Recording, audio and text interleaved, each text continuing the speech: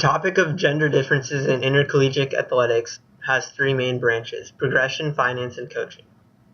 The first branch of gender differences is progression. The factor of progression is key when it comes to both genders.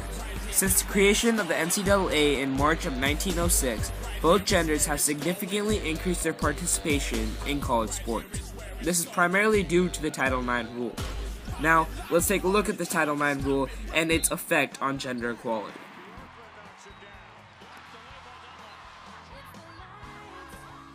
The Title IX rule states no person in the United States shall, on the basis of sex, be excluded from participation in, be denied the benefits of, or be subjected to discrimination under any education program or activity receiving federal financial assistance.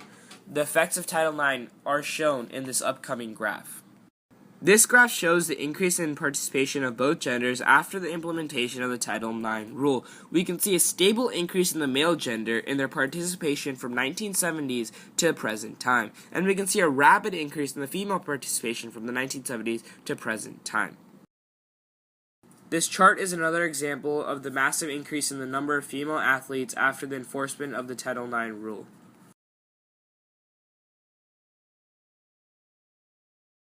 I think, definitely in the beginning, I think there were probably more men's sports and more male athletes in, the NCAA, as well as more male coaches. But I think now, more and more, it's becoming, there's a lot more women's sports, and they're balanced off with the men's sports at, all the institutions, and you're getting a lot more women participation, as well as women coaches coaching in the NCAA as well.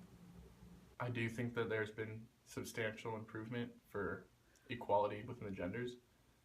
Women within the last 100 years have gotten a lot of rights, and while I don't think that it's necessarily equal or where it needs to be, feminism is a prominent thing in today's society, and I think having those sort of extremists in the feminism society will help propel it even further and get it to where it needs to be.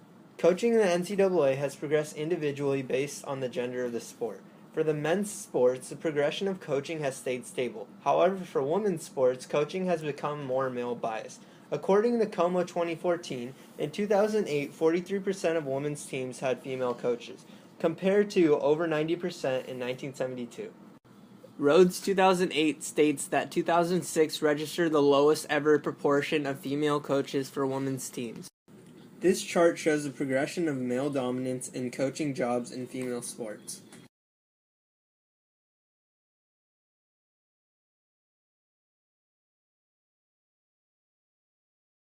I think that there's a change happening within NCAA athletics, and obviously over the past 5 or 10 years there's been more female coaches within the NCAA, and I think more and more as we progress, I think you're going to see more and more female coaches, as we move into the next 5 or 10 years. The third branch in gender differences is going to be finance. Two of the main aspects of gender differences in finance are financial aid and athletic funding. For financial aid, Como 2014 states that female athletes in Division I receive 42% of athletic scholarship dollars. For athletic funding, Como 2014 states that female athletes receive only 28% of the athletic spending. Although the gap has narrowed, male athletes still receive 55% of the athletic scholarship money, leaving only 45% for the women. This chart is an example of how NCAA Division I institutions are prioritizing funding for male teams over women's teams by nearly doubling their median spending per athlete. Women receive only 38% of college sport operating dollars and 33% of college athletic recruitment spending. I think that men's sports typically bring in more revenue or whatever else than women's sports do. I think if you want to think about fairness, then yes, but because men's sports are bringing in more money, I think it's normal the way Well, I it's think for the distributed. most part it's pretty equal. I definitely think women's sports sometimes can be a little more liberal with their spending in certain ways, but I think it's no different when you come to a men's sport as well. I think there's a lot of resources for all male athletics at any NCAA institution.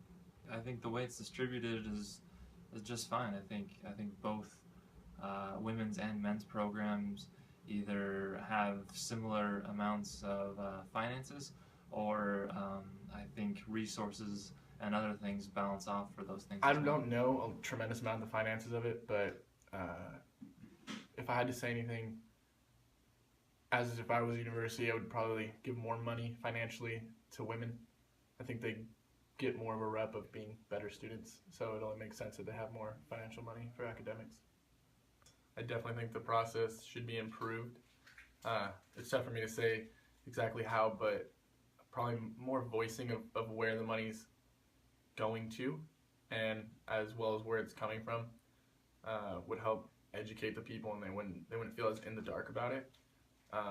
Or you could ask more, and you could also ask more questions about how the money's being utilized, and whether or not people have excess amounts of money because maybe they're sharing rooms with multiple people and they have leftover money that they're just spending on frivolous items.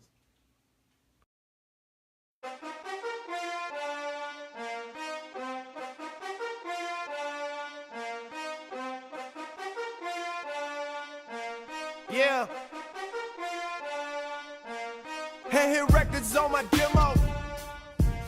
Did y'all boys not get the memo?